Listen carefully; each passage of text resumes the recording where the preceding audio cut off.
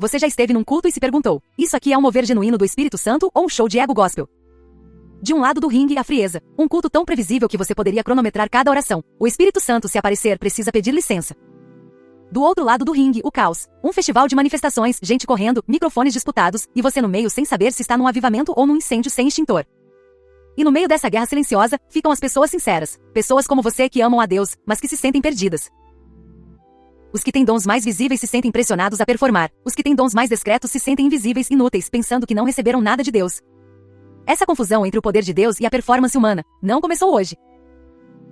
Ela explodiu numa cidade portuária, caótica, rica e cheia de si, chamada Corinto. E a carta que o apóstolo Paulo envia para eles não é um simples pito, é um manual de instruções, um verdadeiro mapa do tesouro para transformar o caos em corpo. E é esse mapa, um guia por vezes considerado proibido ou ignorado, que nós vamos desdobrar hoje, mergulhando nos capítulos 12, 13 e 14 de 1 aos Coríntios. Fique comigo, porque vamos descobrir juntos as regras de trânsito que Deus estabeleceu para que o poder do Espírito flua com força total, sem causar acidentes na igreja. Para entender a solução de Paulo, precisamos primeiro sentir o cheiro do problema em Corinto. Corinto não era uma cidadezinha qualquer, era Las Vegas do Império Romano, um centro comercial pulsante por onde passava gente de todo o mundo. Era uma cidade obcecada por status, por retórica, por sabedoria e por performance pública. Perto dali aconteciam os Jogos Istmicos, a segunda maior competição atlética do mundo antigo, perdendo apenas para as Olimpíadas. A mentalidade era de competição, de vitória, de ser o melhor, o mais aplaudido. E essa cultura tóxica como um vírus infectou a igreja. Os cristãos de Corinto, em vez de transformarem a cultura, foram transformados por ela. Eles trouxeram o pódio para dentro do culto. O dom de línguas não era para edificação, era para mostrar um nível de espiritualidade superior. A profecia virou uma disputa de quem tinha a revelação mais bombástica. A ceia do Senhor, que era para ser um símbolo de unidade, tinha virado um banquete onde os ricos comiam primeiro e os pobres passavam fome. O culto era uma arena de vaidades. É nesse cenário de bagunça santa que Paulo, como médico espiritual, prepara sua intervenção cirúrgica. Ele não joga um balde de água fria no fogo. Ele não diz: parem com tudo, chega de dons. Não.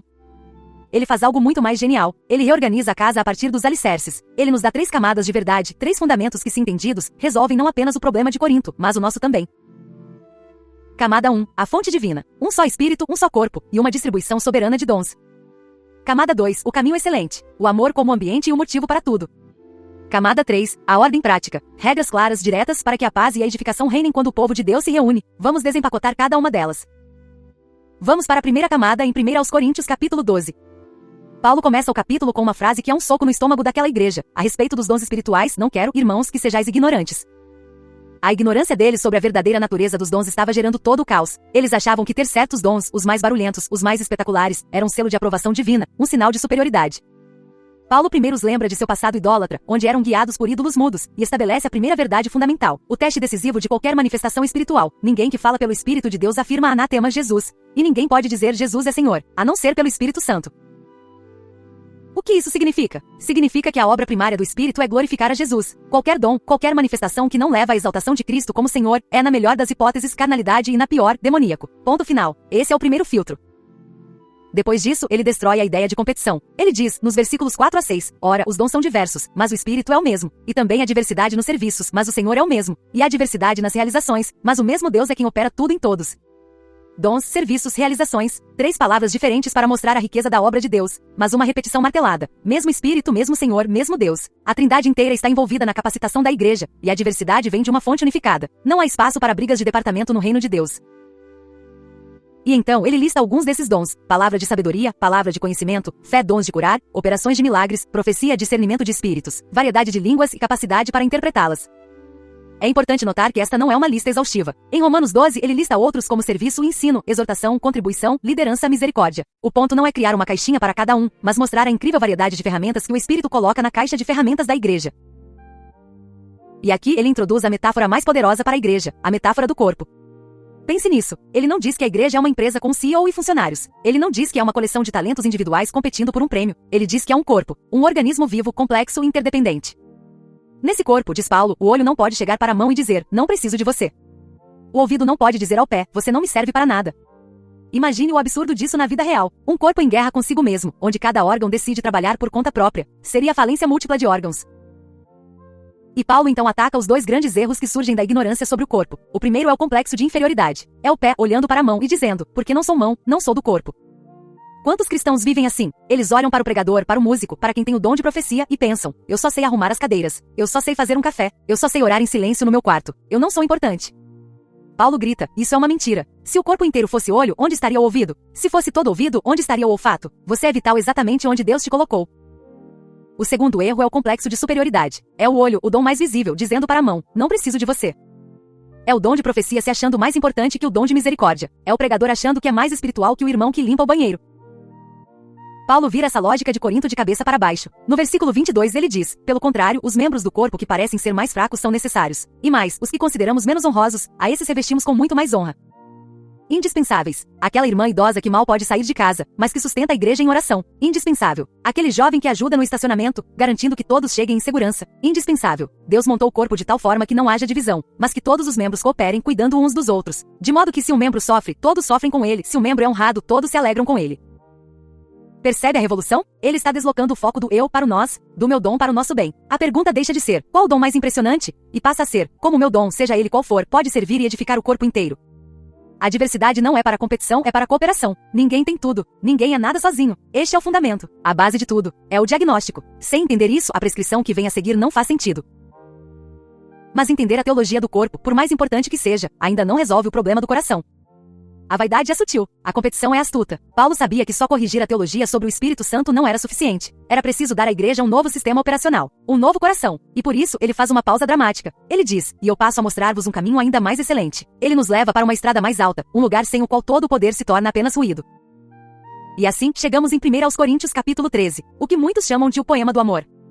Mas tire da sua cabeça a ideia de que isso é apenas um texto poético para ser lido em casamentos, com uma música suave ao fundo. Isso aqui é o centro cirúrgico da carta de Paulo. É o coração pulsante que bombeia vida, sentido e propósito para toda a discussão sobre os dons. Paulo está dizendo, vocês estão obcecados com os dons? Vocês querem poder? Deixa eu mostrar o caminho mais excelente para buscar e usar esse poder. Ele começa com uma série de hipérboles que deveriam ter chocado os coríntios. Ainda que eu fale as línguas dos homens e dos anjos, se não tiver amor, serei como o bronze que soa ou como o símbolo que retine. O bronze que soa provavelmente se referia a um gongo barulhento usado em cultos pagãos. Paulo está dizendo, sem amor, seu dom de língua celestial, que você tanto ostenta, soa para Deus como a idolatria que vocês deixaram para trás. É só barulho irritante. É uma panela sendo batida no meio do culto. Ele continua, ainda que eu tenha o dom de profecia, conheça todos os mistérios e toda a ciência, e tenha uma fé capaz de mover montanhas, se não tiver amor, eu nada seria. Pense na radicalidade disso. Você pode ter a revelação profética mais precisa. Você pode ter o conhecimento teológico de um anjo. Você pode ter uma fé que opera milagres visíveis. Mas se no seu coração não houver amor genuíno pelo irmão ao lado, diante de Deus, o resultado da equação é zero. Um zero espiritual. Nada. O amor para Paulo não é um dom entre outros. O amor é o ambiente. É o sistema operacional onde todos os outros dons devem rodar. Se o dom é o aplicativo, o amor é o iOS ou Android. Sem ele, o aplicativo nem abre, ou trava o sistema inteiro. E então Paulo descreve o amor. E cada descrição é um antídoto direto para o veneno que corria nas veias da igreja de Corinto. O amor é paciente. E os coríntios eram impacientes, atropelando uns aos outros para usar seus dons. A paciência espera o momento certo, dá espaço para o outro. É benigno. E eles estavam sendo cruéis, humilhando os que não tinham os mesmos dons. A benignidade usa os dons para curar, não para ferir. O amor não arde em ciúmes. E o ciúme e a inveja eram o motor da igreja deles. O amor genuíno celebra o sucesso do outro como se fosse o seu. Não se ufana, não se ensoberbece. E eles estavam inchados de orgulho espiritual. Não se conduz inconvenientemente, não procura os seus interesses, não se exaspera, não se ressente do mal. Paulo está praticamente narrando o culto deles e dizendo, o amor é o exato oposto de tudo isso. O amor se torna o grande critério, o filtro final. Antes de profetizar, a pergunta não é, essa revelação é impressionante? Mas sim, ela será entregue com paciência e benignidade? Antes de querer usar um dom, a questão não é eu tenho essa capacidade? Mas sim, eu estou buscando o interesse do meu irmão ou o meu próprio. O amor define o motivo e o método. E Paulo conclui o capítulo com uma perspectiva eterna que é fundamental. Ele diz que profecias passarão, línguas cessarão, a ciência desaparecerá. Por quê? Porque são dons para a nossa jornada aqui e agora, na nossa condição imperfeita. Nosso conhecimento é parcial, nossa profecia é em parte, como olhar para um espelho de bronze polido, vendo um reflexo embaçado. Mas quando vier o que é perfeito, então o que é em parte será aniquilado. A que se refere esse perfeito? A volta gloriosa de Cristo. O dia em que não precisaremos mais de profecia porque veremos o profeta face a face. O dia em que não precisaremos do dom de conhecimento, porque conheceremos como somos conhecidos. Naquele dia esses dons, como andaimes de um prédio, serão retirados, pois o edifício estará completo. Mas 3 coisas permanecerão: a fé, a esperança e o amor. E o maior deles é o amor, porque é a própria essência de Deus, o próprio tecido da eternidade. Ok, o palco está montado. Entendemos o porquê somos um corpo. Entendemos o como devemos agir em amor. Mas e o quê? Como isso funciona na prática no domingo de manhã, quando o microfone está aberto e os corações estão cheios? Como pegar essa teologia sublime e transformá-la em um culto que agrada a Deus? Paulo sabia que a teologia precisava de pés, precisava de aplicação prática. Ele sai da estratosfera do amor e aterrissa com força total no chão da igreja, no capítulo 14. 1 aos Coríntios capítulo 14, é um manual prático para a ordem no culto. É onde a borracha encontra a estrada. Paulo pega os dois dons que estavam gerando mais controvérsia, línguas e profecia, e os coloca sob dois critérios principais e negociáveis. Critério número 1, inteligibilidade. A mensagem precisa ser compreendida. Paulo argumenta de forma quase cômica: se a trombeta der som incerto, quem se preparará para a batalha? Se eu for visitar vocês e só falar em línguas, que proveito vocês terão se eu não trouxer revelação, ou conhecimento, ou profecia, ou doutrina? Vocês estarão falando ao vento. Ele está combatendo uma espiritualidade mística e individualista. Um culto onde as pessoas têm experiências que ninguém entende não é um culto cristão. É uma reminiscência dos cultos pagãos de mistério. O Deus da Bíblia é um Deus que se revela em palavras claras. A fé cristã vem pelo ouvir a palavra de Deus, o que pressupõe entendimento.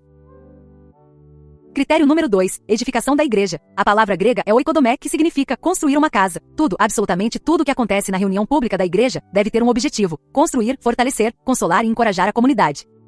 O foco sai radicalmente do eu me edifico para nós somos edificados. Como ele diz no versículo 12, visto que sois zelosos de dons espirituais, procurai progredir para a edificação da igreja. O objetivo não é acumular dons, mas transbordar em serviço. Com esses dois filtros, entendimento e edificação, Paulo estabelece regras de trânsito específicas para o dom de línguas no culto público. Paulo não proíbe. Na verdade, ele diz no versículo 18, dou graças a Deus porque falo em outras línguas mais do que todos vós, e no versículo 5, quero que todos vós faleis em outras línguas. Claramente, ele via um valor no domingo provavelmente, ele se refere aqui ao seu uso privado, em oração, que edifica o espírito de quem ora, como ele menciona no versículo 4. Mas e este é um mas gigantesco, quando se trata da reunião da igreja, as regras mudam. Primeira regra, no entanto, na igreja, prefiro falar 5 palavras com o meu entendimento para instruir outros a falar 10.000 palavras em outra língua. A proporção é de 5 para 10.000. A prioridade é a edificação coletiva.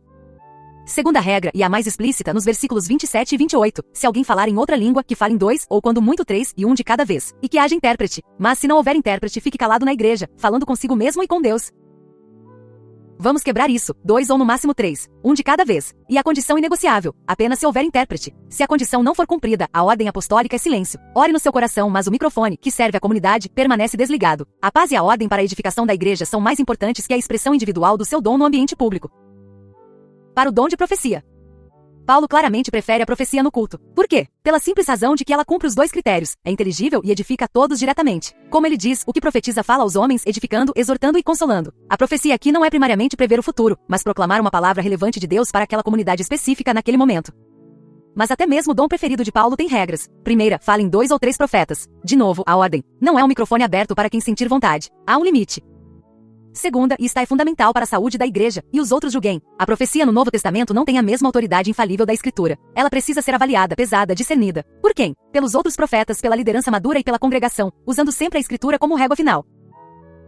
E aqui Paulo dá o golpe de misericórdia no caos carismático, no versículo 32 e 33. Os espíritos dos profetas estão sujeitos aos próprios profetas, porque Deus não é de confusão, e sim de paz. O que isso destrói? A desculpa do eu não consegui me controlar, o Espírito me arrebatou e eu tive que gritar. Isso não é bíblico. O Espírito Santo, que é o autor do autocontrole, um dos frutos do Espírito, não possui as pessoas. Ele capacita, ele enche, mas ele não anula nossa vontade e responsabilidade. O verdadeiro mover do Espírito gera paz, ordem e beleza, não cause constrangimento. E uma nota importante sobre o trecho controverso dos versículos 34 e 35, onde Paulo diz que as mulheres permaneçam em silêncio nas igrejas. Seria uma contradição com o capítulo 11, onde ele claramente permite que as mulheres orem e profetizem? Não, a escritura não se contradiz. O contexto é a ordem e o julgamento das profecias. Provavelmente em Corinto as mulheres que talvez tivessem menos instrução formal, estavam interrompendo o culto com perguntas ou questionamentos durante o momento de avaliação das profecias, gerando desordem. A instrução de Paulo é específica para esse ato de julgamento público e desordenado, não uma proibição geral de que a mulher use seus dons vocais. O princípio é o mesmo, paz e edificação. Paulo não inventou nada disso. Ele está tecendo uma tapeçaria com fios de toda a Escritura.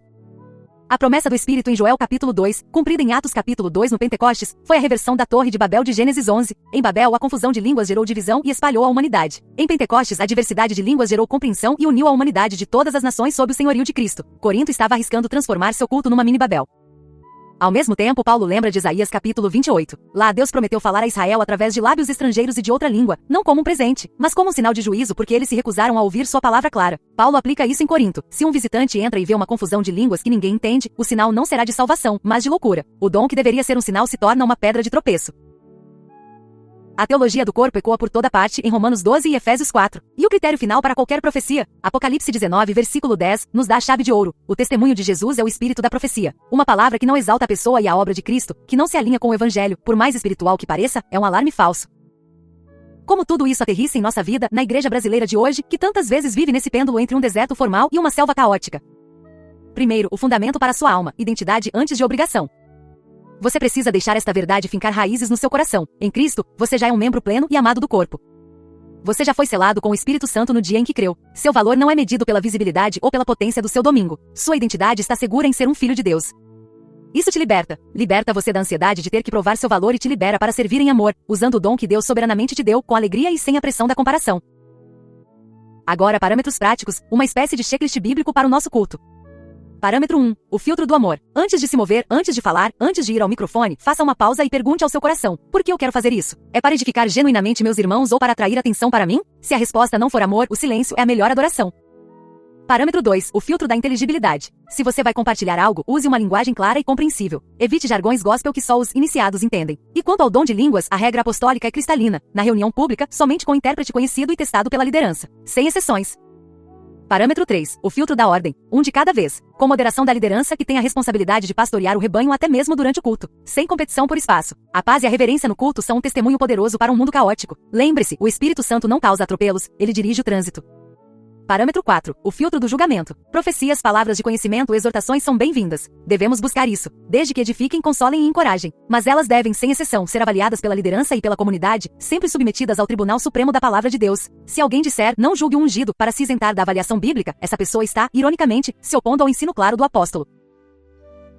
No final das contas, a mensagem de Paulo para Corinto e para nós é um chamado radical ao equilíbrio divino. Deus quer sim um culto quente, vivo, vibrante, cheio do poder do Espírito. Mas ele quer calor com clareza, zelo com sobriedade, liberdade com ordem. Nós não precisamos escolher entre um museu de cera e um hospício. O Evangelho nos dá um caminho melhor, o de um corpo vivo e funcional. E o centro de tudo é Jesus. Ele é o profeta definitivo, a palavra de Deus que se fez carne e habitou entre nós de forma perfeitamente inteligível. Foi ele quem, pela cruz, nos fez de muitos povos um só corpo. E foi ele quem, pela sua ascensão, derramou dons sobre nós, não como troféus para nosso ego, mas como ferramentas para a construção do seu reino. Em Cristo a competição acaba, o palco desaparece, e o que resta é uma família, uma sinfonia, um corpo com muitos membros diferentes, servindo uns aos outros em amor, com os dons que o mesmo Espírito distribuiu, para a glória do mesmo Deus, enquanto aguardamos com esperança o dia glorioso em que o veremos face a face. A verdade central de hoje é esta: o mesmo Espírito que distribui dons para o bem comum nos chama a exercer tudo em amor e com ordem, para que a igreja seja edificada e o nome de Cristo seja glorificado. E agora que reconstruímos juntos esses trilhos bíblicos, a pergunta que fica é: como seu trem vai andar a partir de hoje? O que foi mais libertador para você neste estudo? Entender a incrível diversidade de dons que Deus dá, ou entender o seu lugar único e indispensável nesse corpo? Eu realmente quero saber. Deixe sua resposta sincera nos comentários abaixo. Vamos construir essa comunidade de aprendizado juntos. E se este estudo te ajudou a colocar a casa em ordem, a blindar a sua fé com a clareza inegociável da palavra, então faça parte desta comunidade. Inscreva-se no canal Palavra Pura e ative as notificações, para que todos os dias a gente possa juntos desentortar o que está torto em nossas vidas e fortalecer o que é verdadeiro. E não pare por aqui. A Bíblia é um universo conectado. Se você está pronto para o próximo passo, o YouTube vai te sugerir agora outro vídeo do nosso canal. Confie na sugestão e vamos continuar mergulhando fundo na palavra que liberta. Vamos orar. Senhor Jesus, nós te agradecemos porque tu não nos deixas na confusão, mas nos deixa a tua palavra clara. Perdoa-nos pelas vezes em que buscamos os teus dons mais do que a ti, o doador. Perdoa nosso orgulho e nossa insegurança. Enche-nos, Senhor, com um amor que supera nosso ego, que nos faz pacientes e bondosos. Dá-nos palavras que realmente edificam e um silêncio sábio que demonstra respeito e reverência. Enche-nos do teu espírito, e que o fruto dele, especialmente o amor e o autocontrole, guie nosso culto e nossa vida na tua paz. Faz de nós, a tua igreja, um corpo unido, maduro, funcional e preparado para a tua gloriosa volta. Em teu nome nós oramos. Amém.